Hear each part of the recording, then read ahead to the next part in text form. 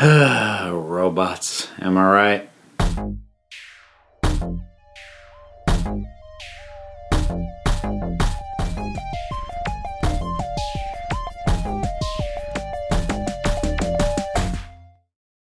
All right, I wanted to talk about this. This actually, I can thank you folks. I can thank my followers, my subscribers.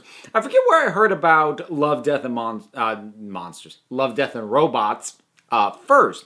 I can't remember if it was on the Council of Geeks Discord, available to Patreon supporters. Yes, I'm getting the plug in there early. Or if it was in one of the live chats every Tuesday. Boy, I'm getting a little scarily good at self-promotion. Ugh. Anyways, so what Love, Death, and Robots is, it is a show that's basically just a series of animated shorts that's on Netflix. I mean, you could call them episodes, but these are in no way connected. But it's not even necessarily an anthology thing, like in the vein of something like Black Mirror, where it's similarly toned, a lot of recurring themes. I mean, there are some recurring themes, but like the tone is absolutely all over the place. The animation style changes. It's what it did that I loved was it really does, if you burn through it, if you binge it, it captures the feeling of going to a festival of short animated films. And I can say that actually by being able to make the first-hand comparison, because when I still lived in New York, I went to the animation show one year. Now, the animation show was an animated short film festival run by Mike Judge of Beavis and Butthead fame, amongst other things, and Don Hertzfeld, who, boy, I don't even know how to describe Don Hertzfeld's work, and I really should talk about his stuff one of these days, because if it connects with you, it's amazing, but it's also really weird. Anyways, they kind of helped organize and spearhead this thing that they called the animation show, and I think I own a couple of compilations of them from various years, including the one that I went to, which I think got released as the Animation Show Volume 3. But it was all these animated films in different styles from different creators, ranging in length from, like 30 seconds to 20 minutes. And while the focus for Love, Death, and Robots is a little bit narrower than that, it is nice to just find anything that taps into that vibe again. Because I have a really deep love of animation. Like, long before YouTube, I was big into Newgrounds. I really dug well-made short animated form. I honestly think that making a good short that feels like a complete experience is in many ways harder than making a feature-length film. It takes less time, but the thing is, short films at their best, animated or live action, I favor animated, but both, have to establish everything that a feature-length film establishes about your main character, about what they want, about their obstacles, about the world that they're set in, especially if it's not set in the real world and it's set anywhere fantastical, which pretty much all of these stories in this series are, and it has to establish all that and bring it to a satisfying climax in minutes, without having an hour and a half, without having the room to have exposition. Everything has to be established quickly, visually. It requires, by its nature, that you be lean and direct and on point with everything you do if you're going to do it well and get everything you need to get across. And I am in awe of filmmakers that can do that. And some of these entries in this really do that incredibly well. So I'm not going to go point for point through every animated short in this thing. Their time range, they range in, I think the shortest one's about 8 minutes. Some of the longer ones are around 17. They largely have a sci-fi bend to them, which you would expect from the title. They're largely dark. They are often violent and otherwise adult content-y. Not all of them are sci-fi. There are a few that are more, well, there's one that's like gothic horror. There's one that's like it's a werewolf story, and as kind of an urban fantasy. I say that the setting isn't urban, but it's that flavor of a story. So it dabbles in a little bit of fantasy and a few things that kind of straddle the line between sci-fi and fantasy, which is something I generally appreciate because I do like both, and I wish they played together more often, as much as they kind of get lumped together, like when talking genres. So, but the overall vibe is generally not for kids, and with a sci-fi, fantastical, and often horrific bent to it.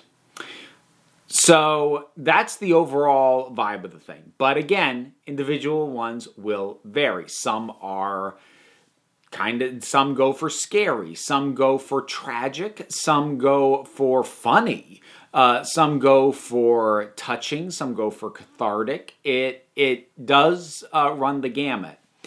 I wish, as much as it gave me that feel of an animated festival, I wish there had been greater variety in the animation styles. There is a decent mix, but the vast majority of these are CGI animated. I think there's only a couple that are traditional hand-drawn 2D animation. Actually, there might only be one, now that I think of it, because there's some of them that are very much designed to evoke 2D, but I'm pretty sure we're still done CGI. So there's that, but even taking that into account, even if we go, okay, so it's almost entirely CGI, but you can still get varying visual styles with that, which is true, you can, but a pretty decent number of them go in for the as close to photorealistic as we can get look, which for me, honestly, is one of the least interesting things you can do with animation, because for me, it's always been bizarre to me. Like, ever since I first saw Final Fantasy, the Spirits Within, it struck me as really weird that anyone was trying to make CGI animation look that realistic. Because if it looks that realistic, we'll just shoot it on film. Why are you even bothering? If you're not going to add some kind of artistic flair, some kind of embellishment, you might as well just do it with live actors. So I've never been a big fan. Like, it's technically impressive. I'm not going to claim it isn't, but I've never been a big fan of that as an approach for animation. It can work sometimes, especially if like everything else is going to have to be recreated as CGI, then okay, if you have one live action element and a sea of CGI, that doesn't look right either. So like, I'm not saying there's no reason to do it, but I'm just saying overall that's an animation aesthetic I don't love, because I'd much rather see something a little more stylized, something that leans into the fact that it's animated a little bit more. And so there is kind of that variance. Let me talk about some of the ones that really worked for me. I think the first one of this season, assuming that there end up being more, which is called Sunny's Edge, it was a good one to open with, much in the same way that the national anthem was a good opener for Black Mirror. Not necessarily because like everything else is going to be like this, but like this is your baseline. This is kind of the vibe of the thing as a whole. It is violent. It is at points sexualized. It is very impressively visually realized. And it is harsh. And I was actually very impressed with the action in this one too. There's an action between these, I don't even know what to call them, just these creatures that is hard-hitting and cathartic and kind of fist-pounding. And I'm not going to consider this a spoiler, because like you start watching it, you'll catch on to this really quick. And this happens a lot in shorts in general, especially sci-fi or horror-esque shorts. Most of them have some kind of twist at the end, because One of the advantages that a feature-length film has is it gives you enough time with these characters to get invested in them that you don't need like a twist at the end to feel like, oh, there we go. Because with a short, you're with these characters so briefly, you can't necessarily count on the audience having fallen in love and caring about them. So buttoning everything up on a twist is very common. Again, especially in sci-fi horror sort of things, which are genres that lend themselves to twists. So not everything in this series has a twist. But a fair number of them do, and I do think Sunny's Edge lays things out well, again, in terms of giving you a vibe for what you can expect for how a lot of these things are going to go. I think the second one of the season, though, is my favorite of the entire run, which is just called 3 Robots. And I found it to be the most inventive from a writing and narrative standpoint in terms of what it was doing, and also just the most entertaining. 3 Robots is one of the funny ones. There's a handful of them. They're not a lot. They're the minority. There's like, I don't know, maybe 3, 4 you could consider funny. But 3 Robots I think is fantastic, and it's just these 3 robots, 3 very different from each other robots, wandering through the post-apocalyptic landscape where man once ruled but now has been wiped out. And like to them, it's a tourist destination. Like they're wandering around and go, oh, there's that. And like one of them obviously knows a lot. And he's like, yes, and here was where they did it. And the interactions between them and the dynamic and them kind of ribbing each other over various things. It's really fun and it's really funny. And it was easily my favorite piece. Then when the third one came up, the third one was The Witness. That was when I started to get a little bit concerned. And that's going to be, aside from like the photorealistic animation thing, which again, I'll grant is largely a personal taste thing and is not an inherent fault in any of the shorts that used it. But I started to become very aware of the way in which these shorts handle female characters. Now, I do kind of want to be careful about how I talk about this, because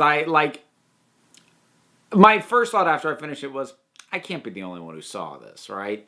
And I look around and I saw a lot of very hyperbolic, headlines. Why does it seem like Love, Death, and Robots hates women? And I'm like, that big punchy headlines. And I'm like, no, but there is something a little bit off, because I'd say it's probably about half of these, and there's 18 altogether,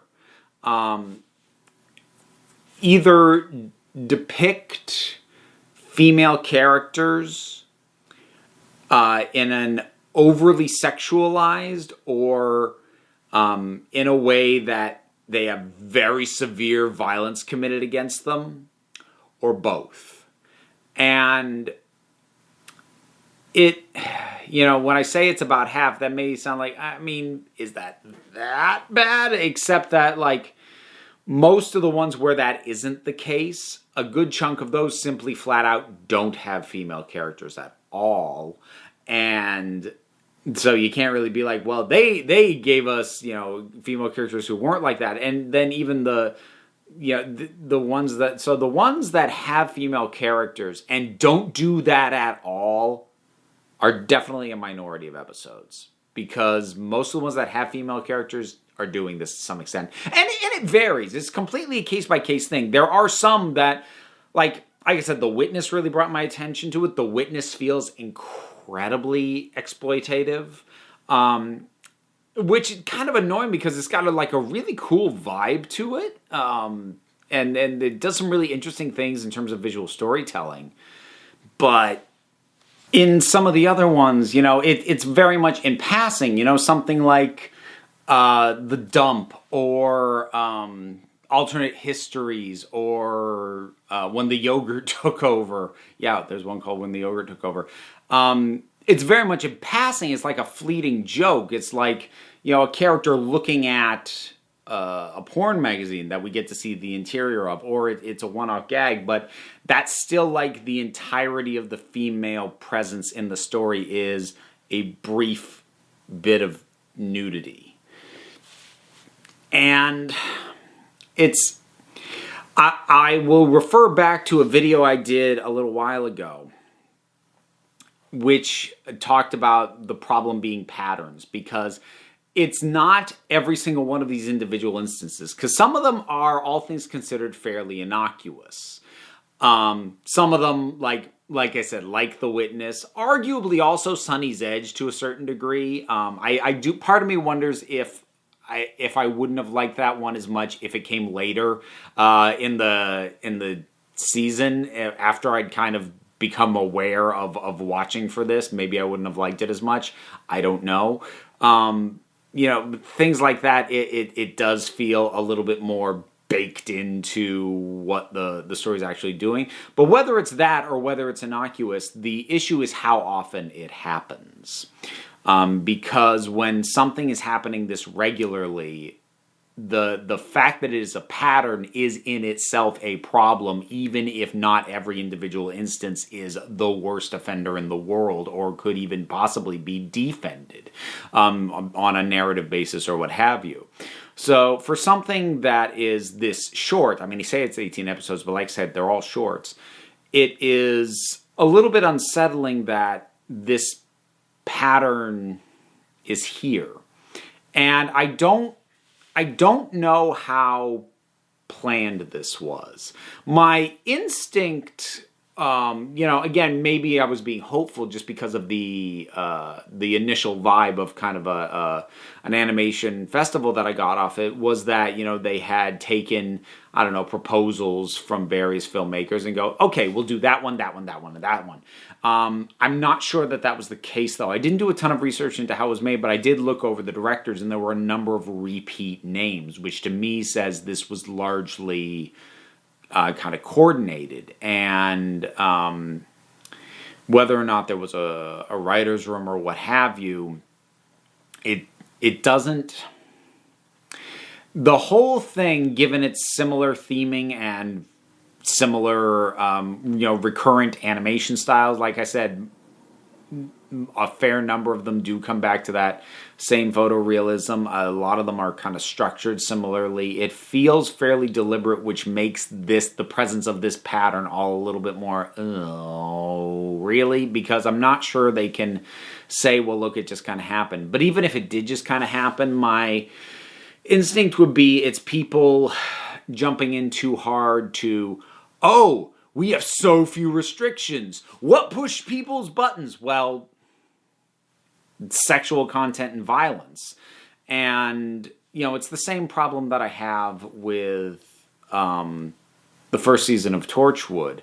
The second episode, Day One, especially. It's just beating you over the head with how adult it is, but its adult elements are completely sophomoric. And most of the individual episodes in this are not that bad. They're better constructed than that.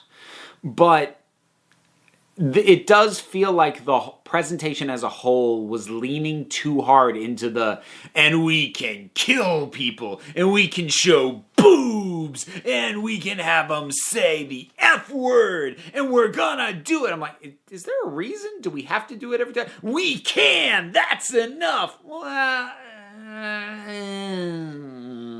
not gonna say you can't. You can, but could there be a reason?